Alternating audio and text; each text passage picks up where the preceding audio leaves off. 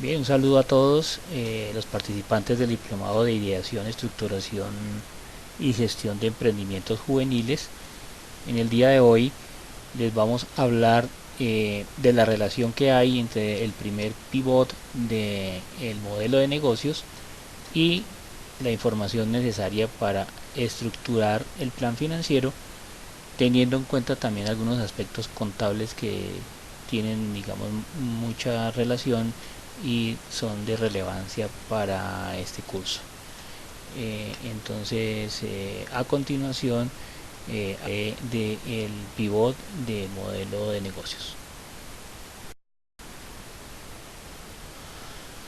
Bien, a partir de la propuesta de valor que está relacionada con las características del producto o servicio que usted va a comercializar o a producir y va a vender luego, eh, surgen tres aspectos que son claves conocer como elementos o como datos necesarios para el plan financiero, que son: uno, identifique su segmento de clientes, y si hay en cada uno de esos segmentos de clientes hay un precio diferencial entre uno y otro segmento, o va a vender a un precio estándar. También debió haber identificado la cantidad de producto que usted puede vender en un periodo determinado. Esto va directamente relacionado, de acuerdo al modelo, con la forma como usted va a atender a sus clientes, que puede ser inicialmente atenderlos de manera directa o hacer uso de las redes sociales que ha venido trabajando en este curso. También para la entrega del producto debe utilizar diferentes canales de entrega. En este aspecto debe haber un desarrollo de canales, si va a ser una entrega directa o va a ser por algún medio de correo certificado. Es muy importante que lo conozca, y porque al final de eso estos elementos van a ser parte, por un lado, del ingreso y por el otro lado de los costos y gastos eh, de, de la gestión comercial que se va a generar en su empresa. Cuando usted identifica específicamente la cantidad de vender y el precio, tiene identificado el ingreso de su proyecto.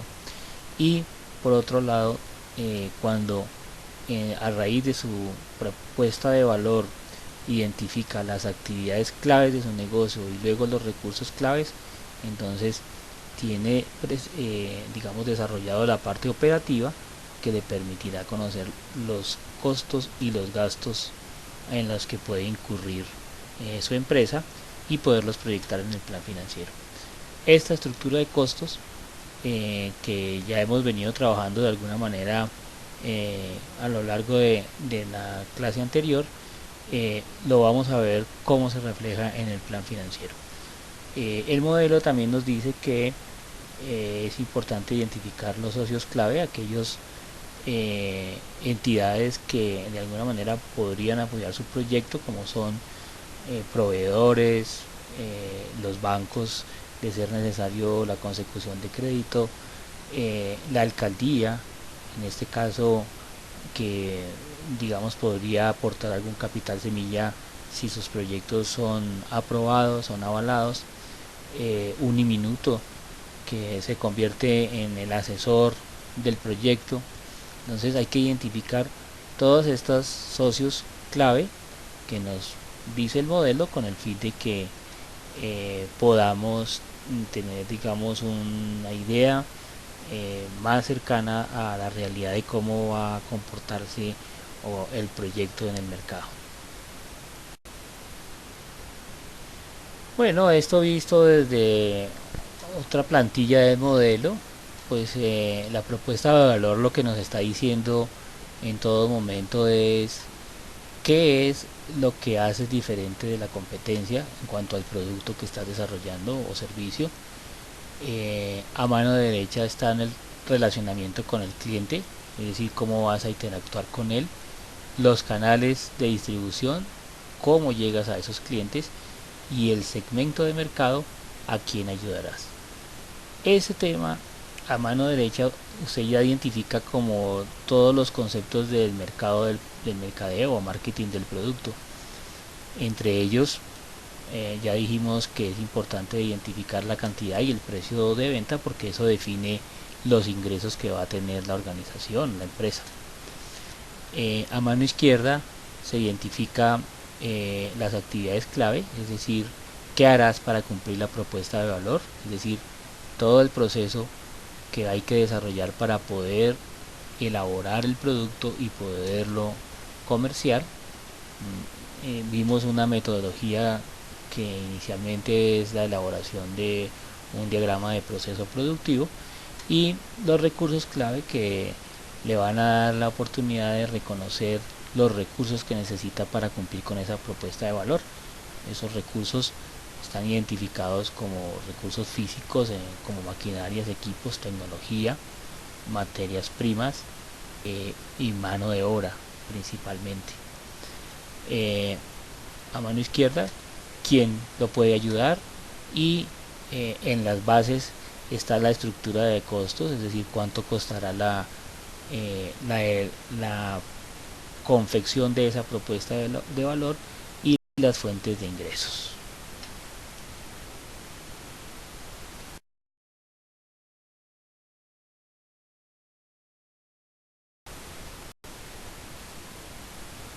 Ahí tenemos un ejemplo de cómo sería un diagrama de flujo de proceso, en este caso para la elaboración de pan. A mano izquierda se recomienda el uso de unas convenciones que pueda uno, con las que pueda uno identificar gráficamente cada una de las actividades y acciones que ejecutará en la elaboración del producto. Actividades de operación, de inspección, de espera, almacenamiento. Específicamente en este diagrama lo que muestra es, digamos, cada uno de los pasos que se deben desarrollar para poder producir pan. Entonces, como ejemplo, el diagrama tiene un inicio, una actividad de inicio. Consecutivamente se deben ir pensando cuáles son las actividades que hay que desarrollar para poder producir ese producto. En este caso se debe preparar la masa. En caso de que la masa no esté preparada, hay que hacer la actividad de preparar la masa y continuar, o sea, retornar a la pregunta si se preparó o no. Ya en caso de ya estar preparada, la siguiente actividad del proceso sería bolear la masa. Es una actividad específica de la producción de pan. Luego darle forma. En la otra actividad se pregunta, en este ejercicio, en este ejemplo, si tiene algunos ingredientes especiales. Si no los tiene, entonces se deja como está y se pasa a hornear. En caso de que sí tenga algunos elementos adicionales, como por ejemplo incluir arequipe o uvas pasas o algún otro producto que le dé algún sabor especial, entonces se le agrega al gusto y luego se pasa al horneado.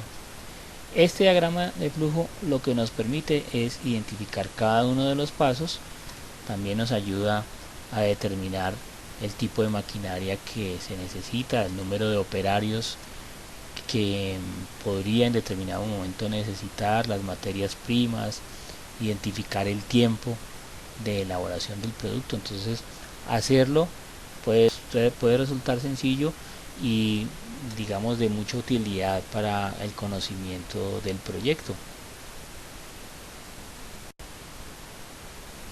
Por otra parte, entonces, como ya lo habíamos hablado anteriormente, es importante identificar la inversión en activos fijos que va a tener la empresa.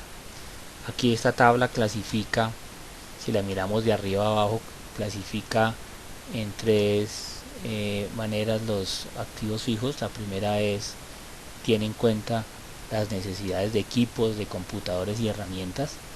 Específicamente en este ejemplo de la empresa BP Publicidad Limitada, digamos en equipos, está identificando que requiere computadoras, escáner, impresoras.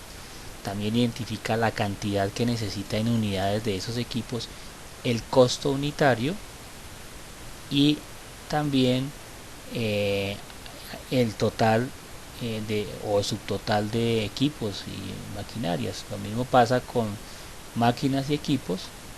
E igualmente abajo también identifica los muebles y los enseres necesarios para poder poner en funcionamiento el negocio. El objetivo de este análisis es encontrar cuál es la inversión total en activos fijos, por un lado, y lo segundo, también se aprovecha la oportunidad de hacer este análisis con el fin de identificar la depreciación de los equipos, porque todos los equipos que están que se compran para el uso específico se deprecian por el paso del tiempo y por el uso. Entonces esa clasificación es importante, digamos, manejarla. En este caso las computadoras están depreciándose a 5 años y el resto de equipos de la primera línea son a 10 años, es decir que contablemente se estima que los equipos van a tener una duración digamos hábil en la empresa durante esos 10 años, y se va a hacer la depreciación de manera anual y luego de manera mensual. ¿Por qué ese concepto de cuantificar la depreciación? Aunque la depreciación técnicamente es una cuenta que no genera salidas de dinero de caja, sí se cuantifica porque contablemente se puede, digamos, establecer que es un costo o es un gasto para la empresa. ¿Por qué? Porque cuando el equipo se deprecie, ya sea porque ya hay que hacer reposición o porque finalmente pasó el tiempo de utilidad, entonces ese dinero que no ocasionó salidas de caja debería estar ahorrado para poder hacer reposición. Esa es, digamos, la razón fundamental de por eso se tiene en cuenta la depreciación de equipos de cómputo, equipos en general. Otro aspecto que hay que estudiar es inicialmente la inversión en el proyecto. Entonces, todos los proyectos, para poderlos empezar, hay que hacer inversiones en activos fijos, identificar algunos gastos preoperativos, o sea, gastos que se requieren para el funcionamiento del negocio antes de que se inicie la operación de ventas, y un capital de trabajo, precisamente para poder afrontar toda esa carga operativa de poner en funcionamiento la empresa. Allí entonces tenemos en activos fijos los que ya hemos podido identificar desde la gráfica anterior o tabla anterior, los gastos preoperativos, como por ejemplo costos de elaboración del proyecto si los hubiese, costos legales de constitución de la empresa. En cuanto al montaje del local, habría que mirar aspectos necesarios, si hay que poner una red de computadores, si hay que hacer algún tipo de arreglo que necesite el negocio para poder en funcionamiento la actividad, como una obra civil, como hacer de colocar algunas mesas en cemento, pintar.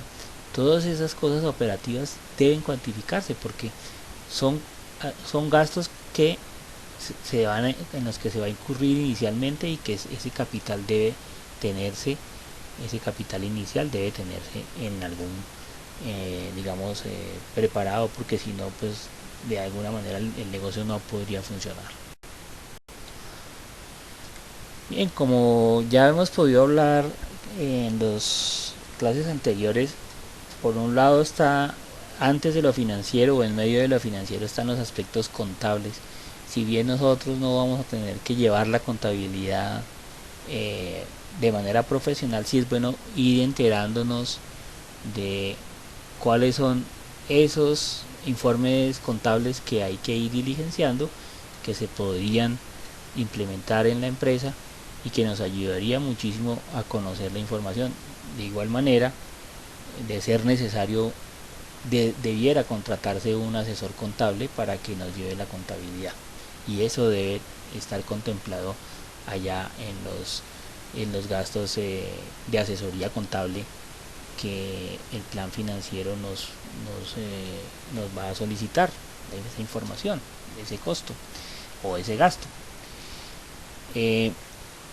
Nosotros, en un ejercicio práctico que vamos a desarrollar en la formación, en la clase, vamos a trabajar el libro diario de cuentas a manera de información con el fin de identificar el funcionamiento de las cuentas básicas de la empresa, como son caja, las cuentas por cobrar, las cuentas de activos fijos que son indispensables conocer, como si la propiedad de maquinaria de equipo, cuantificar la depreciación, identificar esos saldos que desde la partida doble de la información contable es necesario tener.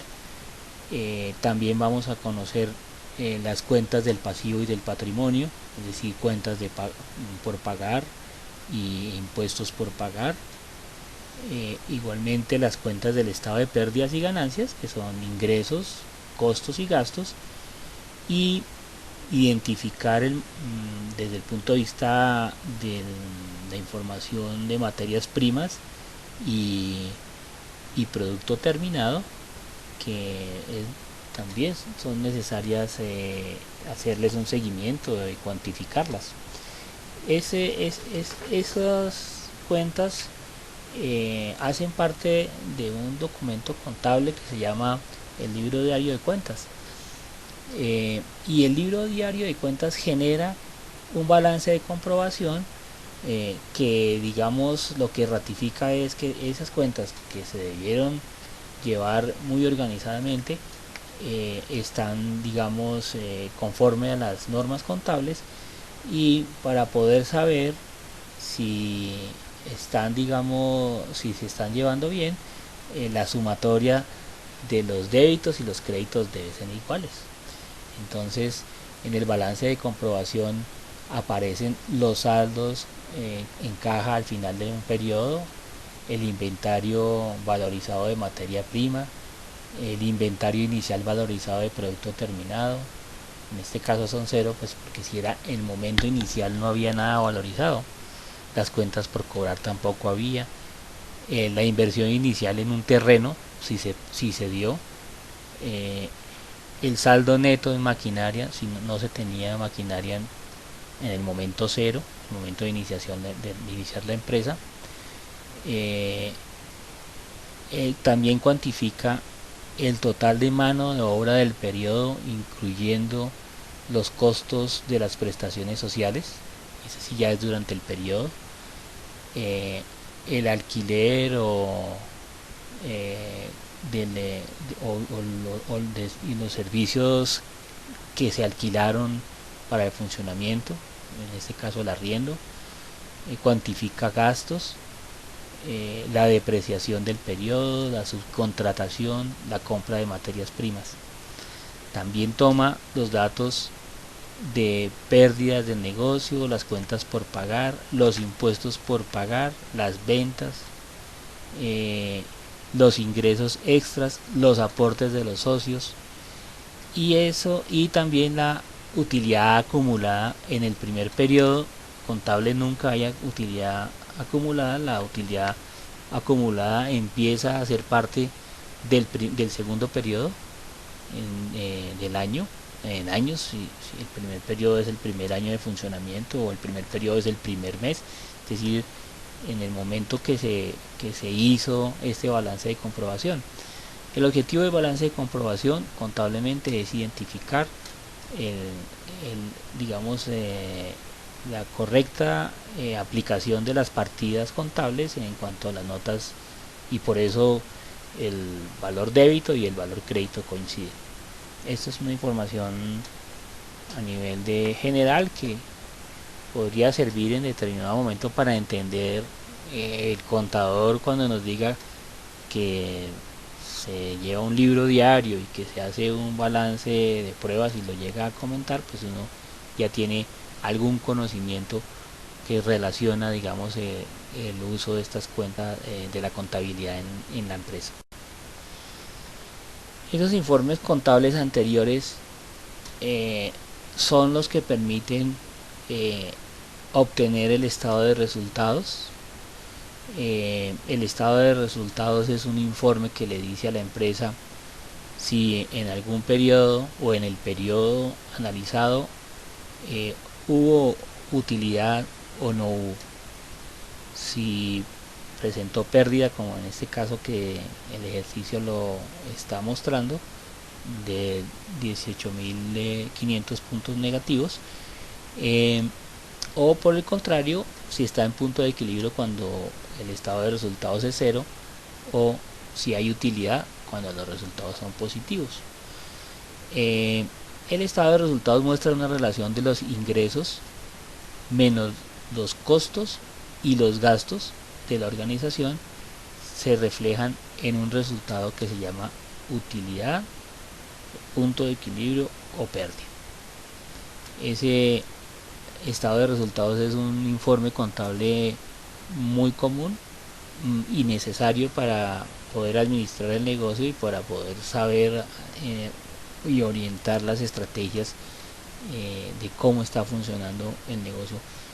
Es recomendable por lo menos hacerlo para efectos de contables una vez al año, pero para efectos, digamos, de gestión y de análisis del funcionamiento de su negocio, que se haga por lo menos trimestralmente.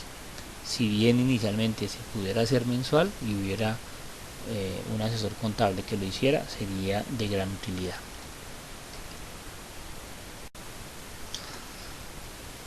De la información que se ha venido llevando en la contabilidad es posible obtener el margen de contribución de los productos y en general de el desarrollo o de todos los productos que está comerciando la empresa y su punto de equilibrio, que seguramente en ejercicios anteriores ya hemos venido hablando y trabajando, y lo mismo en los videos que se sugirieron para consulta en esta semana. En el caso específico de la empresa que estamos analizando como ejemplo, tenemos 2, 4, 6 productos que son página web, diseño de papelería, imagen corporativa, diseño de vallas, material POP, edición de audio. Esos productos tienen desde el presupuesto de ventas una proyección de venta en el periodo. En este caso, para la página web se estableció que se iban a producir 11 páginas web a un precio de venta de 1.200.000 pesos. Esa en sí es la proyección de ventas que se estableció. También se midieron los costos variables con el fin de saber cuánto nos costaba producir esa página web. En este caso nos costó 522.000 pesos producirla. Seguramente si uno va y mira los detalles, producirla debió involucrar una gran parte de mano de obra que se le debió pagar a las personas que intervinieron en la elaboración o la persona que intervino en la elaboración de esa página web. Entonces el costo de mano de obra está cuantificado ahí en el costo variable, y otros costos seguramente, si uno mira la tabla de costos se da cuenta que se involucraron otros costos adicionales, y se hace ese análisis con el fin de poder obtener el margen de contribución, es decir, la diferencia que hay entre el precio de venta y el costo variable de ese producto, de la elaboración de ese producto. El margen de contribución es un valor que lo que significa es que ese va a ser el aporte de ese producto a cubrir los costos y gastos fijos de la empresa. Esa es, digamos, la conceptualización del margen de contribución. También en esta tabla se cuantificaron las ventas esperadas, el porcentaje de participación y también se hizo un porcentaje de participación promedio ponderado. ¿Esto qué significa? Significa, por un lado, que el porcentaje de participación del 76% que se observa en la columna que está citada entre paréntesis 6, ese 76% es el margen de contribución del producto página web. Es decir, que el 76% de lo que se recibió por la venta va a contribuir a cubrir costos y gastos fijos del negocio. Pero también a su vez esa página web en el contexto general de todos los productos contribuye, por ejemplo, en este caso con un 43% de margen de contribución. Es decir, que todos los ingresos que recibió la empresa, que pudieron ser 17 millones de pesos, el 43% fueron por razones de los diseños web. Entonces, el margen de contribución también establece un margen total con el fin de saber, bueno, realmente por producir yo de esta manera o por la gestión que hice en determinado periodo, realmente estoy obteniendo un 59% de lo que me ingresa, y con ese 59% yo estoy cubriendo costos y gastos fijos. Y para información importante, para determinar el punto de equilibrio.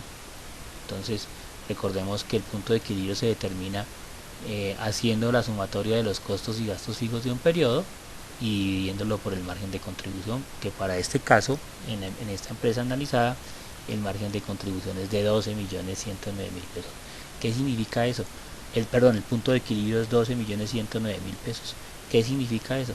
Significa que debo producir unas ventas que por lo menos me lleven a obtener 12 millones de pesos para poder llegar a punto de equilibrio.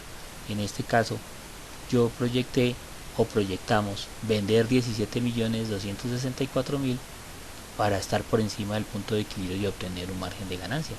Y así realmente es que funciona la empresa. Por eso es recomendable que usted conozca, por lo menos de su producto principal, el margen de contribución. Y eso en dinero, ese margen de contribución, en cuanto está ayudando a cubrir los costos y gastos fijos para salir del punto de equilibrio, para poder superar el punto de equilibrio, que es ese horizonte del cual todos le apuntamos, y vendiendo una unidad más o más unidades sobre ese punto de equilibrio, poder obtener realmente utilidades que se van a ver reflejadas en el estado de pérdidas y ganancias que vimos anteriormente. Lo realizado hasta el momento nos lleva a poder generar contablemente el balance general, y el balance general es un estado del resultado de la situación financiera de la empresa. Nos dice, por un lado, cuánto valen los activos, en qué están representados al final de un periodo determinado. Si se presentó, digamos, algún cambio, desde luego en los activos corrientes se presentan, porque los activos corrientes son dinero que de alguna manera aparece representado en dinero disponible en caja, inventarios de materias primas o inventarios de productos terminados o cuentas por cobrar.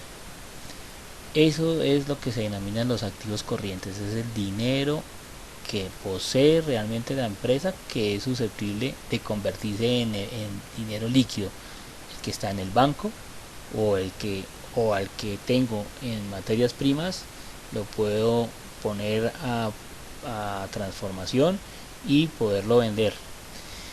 Los activos fijos, que generalmente no se venden, en este caso se hizo el ejercicio de depreciarlo por alguna argumentación contable, con el fin de, en este caso se depreció en un periodo, posiblemente porque la máquina pudo ser robada, se depreció totalmente porque algo pasó en la organización. Se hizo en este ejemplo de aposta para poder determinar cuál es el resultado real de los activos al final del periodo. Entonces, los activos fijos, que inicialmente estaban en 15.000 pesos, se terminaron siendo solamente 5.000. Contablemente ya vamos a analizar ese caso en un caso específico en el día sábado. Aquí se cuantificaron los activos fijos por 7.000 puntos. La ecuación contable dice que los activos son iguales a los pasivos más el patrimonio. Entonces, si uno mira en la parte de abajo, los activos de 7.000 puntos son iguales a los pasivos más el patrimonio de la empresa, son los mismos 7.000 puntos. Es decir, que este balance general está cuadrado. Entonces, tiene cifras iguales, que ese es el objetivo, que estén iguales. ¿En qué están representados los pasivos? Los pasivos de esta empresa están representados en cuentas por pagar, que son 500 puntos. En pasivos corrientes, que son esas cuentas por pagar. Pasivos a largo plazo no tiene, es decir, no tiene deudas en banco, y el total pasivo sigue siendo los 500 puntos, y el patrimonio es el aporte inicial de los socios. Es decir, que la empresa inició con 25.000 puntos, ¿sí? No hay utilidad acumulada, porque como vimos en el estado de resultados anterior, la utilidad fue negativa, luego no hay utilidad acumulada, y la utilidad del periodo fue menos 18.500 puntos. Es decir, la utilidad acumulada en el momento que inició la empresa era cero. Ahí se refleja. Luego el patrimonio serían 6.500 puntos, que son la diferencia que hay entre 25.000 menos 18.500, son 6.500 puntos. El pasivo, que son 500, entonces son 7.000 puntos o 7.000 pesos. Ponemos cifras pequeñas para poderlas manejar después en la hoja en el libro diario de cuentas, porque pues si no sería una hoja supremamente grande. Ya la van a ver en la formación, en la clase. Lo visto hasta ahora nos permite conocer algunos aspectos contables que van a ser parte de la plataforma de negocios que estamos usando.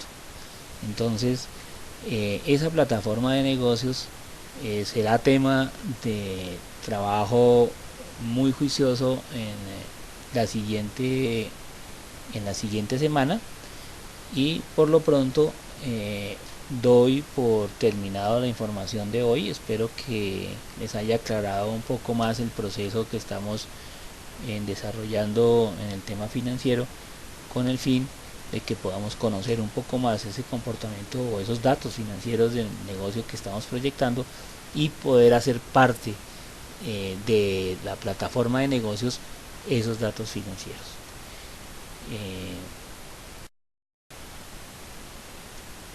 Entonces me despido de ustedes por hoy. Espero que esto haya sido de utilidad, y nos encontramos mañana sábado 30 a las 8 de la mañana.